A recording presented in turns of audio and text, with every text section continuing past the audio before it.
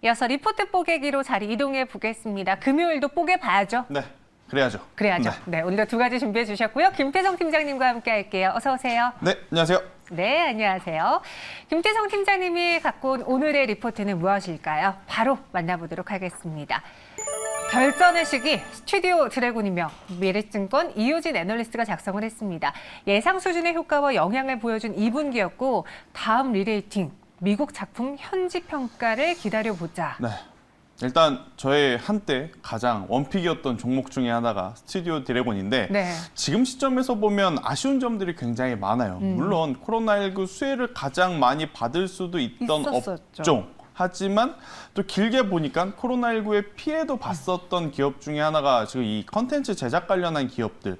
뭐 중소형 컨텐츠 관련 기업들은요 굉장히 변동성이 좋았잖아요. 네. 근데 스튜디오 드래곤 같은 경우에는 굉장히 좋은 업황 속에서도 사실 시총이 너무 컸었기 때문에 좋은 변동성을 보이지 못하고 또 조정은 이렇게 혼자 지금 강하게 받고 있는데 자 이유를 한번 살펴보면 레포트도 그다지 긍정적인 제목은 아니에요. 네. 지금 여기서 방향성이 갈릴 것이다라고 좀 생각을 하시는 것 같아요. 자 스튜디오 드래곤 같은 경우에는 지금 무엇이 문제냐? 지금 생각보다 저조한 지금 작품 반영수 이게 이제 아마 가장 큰 걸림돌이다 이렇게 좀 볼 수 있을 것 같아요. 일단 방송국들이 이 작품을 준비를 할 때 1분기에는 만약에 예를 들어서 이번 1분기에는 10개의 작품을 준비하겠다.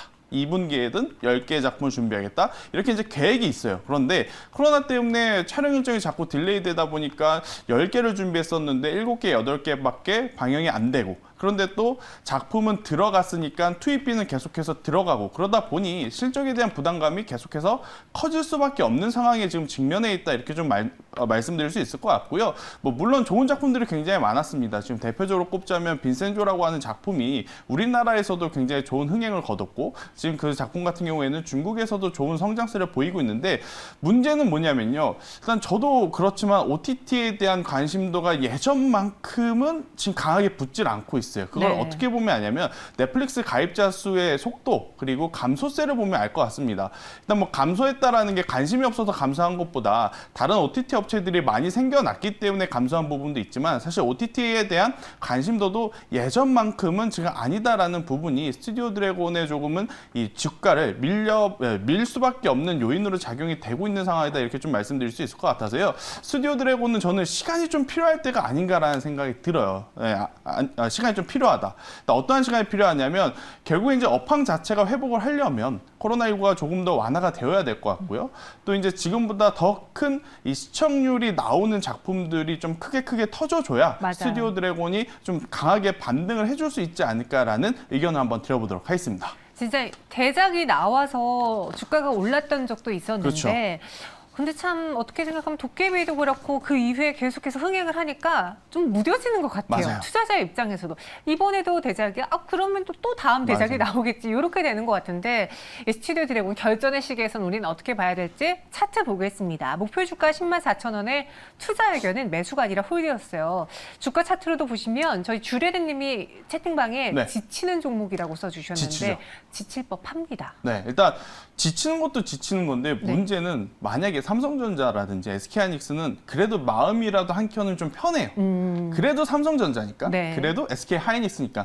그런데 지금 스튜디오 드래곤 같은 경우에는 그러한 믿음을 주기에는 조금은 모자른 부분들이 많다라는 거죠. 그러다 보니까 많은 투자자분들이 주가의 흐름에도 지치고 또 심리적으로도 불안함이 좀 커질 수밖에 없는 상황이다. 그래서 저는 지금 매수하는 것은 그다지 좋은 방법은 아니다라고 생각이 들어요. 그래서 만약에 매수를 하게 된다면 차라리 9만 원 이하에서 매수를 하시는 게 가장 좋은 방법이 되지 않을까라는 생각이 들고요. 그 윗가격대에서 지금부터 이제 뭐 바닥을 확인하지도 않았는데 지금부터 또 반등이 나올 거라 생각을 해서 들어가시는 것은 굉장히 위험하다라는 생각이 들어서요. 저는 9만 원부터 뭐 8만 원 사이에서 이제 분할 매수를 하시는 게 좋을 것 같고요. 만약에 투자 심리가 굉장히 많이 위축이 되었기 때문에 8만 원이라는 가격대가 이탈이 되게 되면 정말 오래 걸릴 수 있습니다. 네. 정말 오래 걸릴 수 있고 가장 큰 문제는 이 컨텐츠 쪽에 양날의 검이라고 할 수 있는 게 딱 하나가 흥행을 하면 뭐 수급 이런 거 다 무시하고 쭉 올라와요. 그런데 또 흥행을 하지 못하면 또 우리가 생각한 것보다 조정이 강하게 올 수밖에 없는 그러한 흐름이 나타날 수 있는 게 지금 스튜디오 드래곤일 수 있어서요. 저는 8만 원이라는 가격대가 이탈이 되게 되면 그때는 조심을 해야 된다라는 생각이 들고, 만약에 8만 원이 이탈되지 않고 올라온다? 저는 장기적으로 봤을 때는 그래도 한번 10만 원 이상, 12만 원대까지도 도달할 수 있지 않을까라는 이야기를 드리는데, 지금 넘어야 할 산들이 너무 많습니다. 네. 그리고 지금 스튜디오 드래곤을 관심 안 가져도 지금 관심 가져볼 만한 기업들이 굉장히 많기 때문에 스튜디오 드래곤은 조금은 시간이 필요하다라는 말씀을 다시 한번 드려보도록 하겠습니다. 네, 그래서 우리는 이 결전의 순간에서 뛰어들기보다는 약간 제3자 입장에서 바라보다가 그렇죠. 9만 원 이하에서 매수 포인트 잡아보고, 그리고 순절 라인도 8만 원은 꼭 지켜가 보자 이야기해 주셨습니다. 스튜디오 드래곤 그럼 별점은 5점 만점에 몇 점일까요? 네, 좋은 점수를 줄 수가 없을 것 같아요. 네. 별 5개 중에 3개를 좀 먼저 드려보도록 하겠고요. 시간이 좀 더 필요하다라는 코멘트를 다시 한번 한번 드려보도록 하겠습니다. 네, 어떻게 보면은 그래 부진할 만한 요인이 있긴 하지만 이렇게까지 빠질 만한 일인가? 라고 그렇죠. 생각이 드실 것 같아요. 그래서 지치는 그 기간인데 일단 스튜디오 드래곤 조금 더 올라갈 수 있게 기다려 보도록 하겠습니다. 이어서 두 번째 종목으로 만나보도록 할게요. 이번에는 실적 지속이 전망된다. 세틀뱅크고의 유진투자증권 박종선 애널리스트가 작성을 했습니다. 간편 현금 결제 서비스와 가상 계좌 서비스 매출이 증가하며 플랫폼 기반 사업 구조 중심의 실적을 내고 있다. 저는 세틀뱅크 이 회사의 플랫폼을 써보질 않아가지고. 네, 일단 저도 플랫폼은 안 써봤는데 네. 카드는 지금 제가 신청을 했어요. 자, 카드 이야기를 조금 이따가 할게요. 네.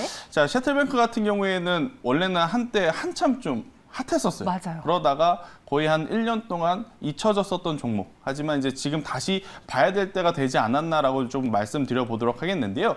결국 이제 코로나19가 이제 터지고 나서 우리의 이제 생활 습관이 굉장히 많이 변했습니다. 뭐 코로나19 이전에 간편 결제를 안 했느냐? 그건 아니에요. 하지만 이제 우리가 온라인으로 제품을 너무 많이 시키다 보니까 과거보다 이 온라인 결제를 하는 사용률이 굉장히 많이 증가했고, 당연히 그에 따른 수수료도 더 많이 발생했기 때문에 셔틀뱅크처럼 플랫폼을 가지고 있는 기업은 실적이 점차 좋아질 수밖에 없다, 이렇게 좀 말씀드릴 수 있을 것 같거든요.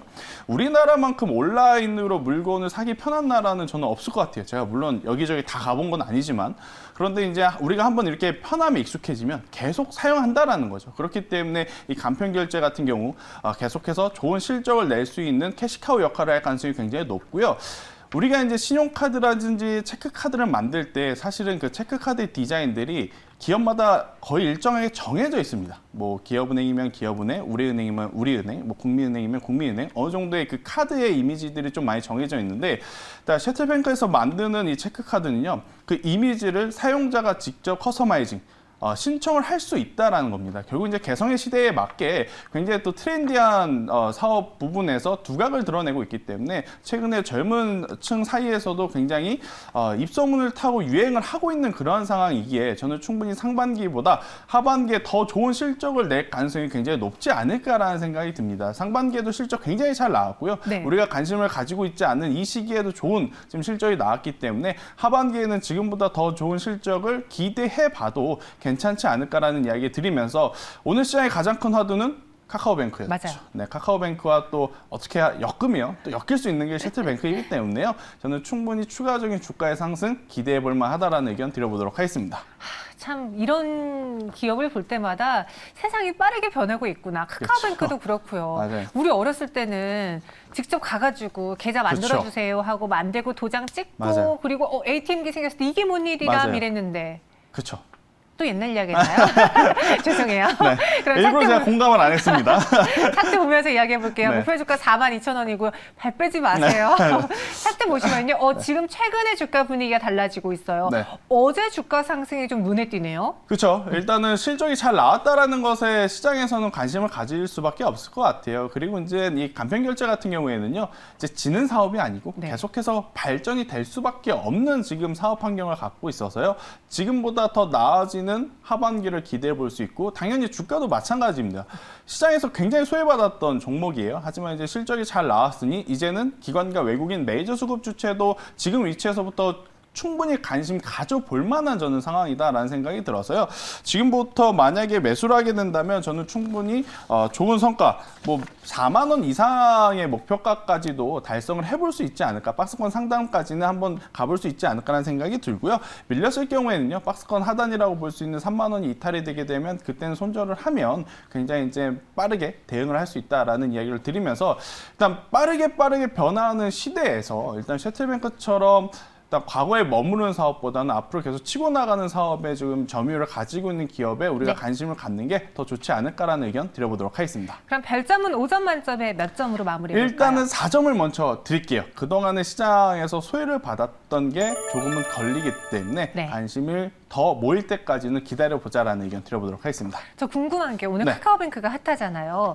그러니까 새로운 플랫폼 기업들이 자꾸 생기면서 네. 핀테크 기업들이 생기면서 토스도 이제 곧 그쵸, 상장도 상장 준비하고 준비하죠. 있고 이런 세태뱅크도 있고 카카오뱅크도 있고 기존의 은행 증권사들과 좀 다르게 보면서 투자 관점을 잡는다면 새롭게 생겨난 이쪽 섹터를 봐야 될까요? 당연히 새롭게 생겨난 지금 카카오뱅크를 보는 게 맞죠. 그런데 이제 저의 개인적인 생각입니다만은 네. 금리와 같은 부분을 좀 염두를 해서 장기적인 투자를 할 거면 기존의 은행주, 증권주들이 훨씬 더 좋다라고 생각이 들고 핀테크라든지 실질적으로 좀 변동성이 클 만한 이슈, 뭐 이커머스 시장이라든지 광고 마케팅이라든지 이러한 부분을 노리고 트레이딩을 하신다면 네. 카뱅이라든지 토스 같은 지금 이제 새롭게 떠오르는 기업에 투자를 하시는 게 맞다. 뭐 카카오뱅크를 그럼 장기적으로는 아니냐? 그건 아니에요. 근데 이제 변동성이 카카오뱅크 쪽이 더 많을 것 같아서 저는 단기적으로는 이쪽이 더 우세, 장기적으로는 은행주가 훨씬 더 낫지 않을까라는 의견을 한번 드려보도록 하겠습니다. 여러분이 종목을 선택할 때 내가 어느 쪽에 조금 더 점수를 둘 것인가를 그쵸. 판단하신다면 종목 고르기가 좀 더 수월하지 않을까 싶네요. 이렇게 세태뱅크까지 다뤄봤고요. 그럼 이번에 김태성 팀장님 붉은 보내기 전에 네. 마지막 남은 숙제 공략주 전해주시죠. 정말 뜬금없는 섹터에서 하나 가지고 나왔습니다. 그런데 지금 아니면 사기가 좀 부담스러울 것 같아서 자, 수소 관련 기업들 지금 꼭 봐야 된다는 생각이 들어요. 오늘 사실 카카오뱅크의 시선이 너무 쏠리다 보니까 다른 섹터는 크게 움직이질 않았어요. 맞아요. 카카오뱅크 그리고 SK 바이오사이언스에만 엄청난 지금 매수세가 몰리다 보니까 다른 중소형주들이 조금 조용한 상태인데 조용한 상태 안에서도 섹터 기준으로 보면 수소차 기업들이 좋았거든요. 대표적으로 보면 상하프론테크 그리고 일진다이아 같은 이러한 종목들이 오늘 좋은 모습을 보였고 일단 그 두 종목은 제가 앞서서도 몇 번 언급드렸던 종목이기 때문에 그 종목 말고 제가 이제 SP올셀이라고 하는 기업을 좀 가지고 나왔는데요. 일단 앞선 상하프론테크라든지 일진다이아는 수소 자동차 이쪽이라면 SP올셀 같은 경우에는 이제 건물용, 산업용 전지, 산업용 수소 전지, 수소 에너지 이쪽을 이제 맡고 있는 기업이다 이렇게 좀 볼 수 있을 것 같아요. 결국에 이제 신재생 에너지, 대체 에너지로 전기도 지금 수소 에너지도 여전히 지금보다 사용량이 이제부터는 늘어날 가능성이 무궁무진하기 때문에요. 저는 관련주들 조정 시에 매수를 해보는 것도 굉장히 좋지 않을까라는 생각이 들고 일단 극단적인 예를 들어보면 전기차 관련주들을 좀 예를 들어보면 될 것 같아요. 말도 많고 탈도 많지만 결국 전기차의 수요는 계속해서 늘어나니까 에코프로비엠, 첨보, 삼성 SDI 이 종목들 보면 아 조정 시에 내가 매수를 해놓을 걸 이렇게 생각하시는 투자자들 굉장히 많으실 것 같습니다. 만약에 전기 쪽을 놓쳤다면 저는 수소 쪽은 놓치지 않고 지금부터라도 조정 시에 충분히 매수를 해보는 전략도 굉장히 좋지 않을까라는 생각이 들어서요. 차트를 보고 제가 말씀을 드려보면 네. 뭐 그렇게 나쁜 흐름도 아니에요.